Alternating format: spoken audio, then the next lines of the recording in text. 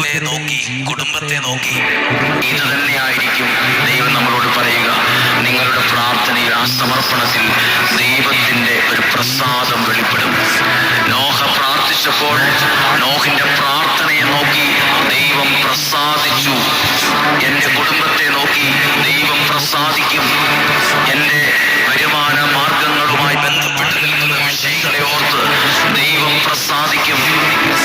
നമ്മളുടെ ദൈവസനം സമർപ്പിക്കുന്ന പ്രാർത്ഥനകൾ, ആരാധനകൾ എല്ലാം ദൈവസനത്തിൽ വിലയുള്ളതാണ്.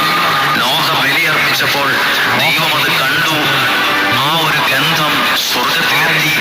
അത് ദൈവപ്രസാദത്തിന് കാരണമായി. എൻ്റെ നിങ്ങളുടെയും പ്രാർത്ഥന ദൈവത്തിന്റെ പ്രസാദത്തിന്, ദൈവപ്രസാദമുണ്ടാകുവാൻ, ദൈവകാരുണ്യമുണ്ടാകുവാൻ പ്രാർത്ഥിക്കാം. അങ്ങനെ ദൈവം പ്രസാദിച്ചപ്പോൾ ദൈവം എന്താണ് ചെയ്തത്?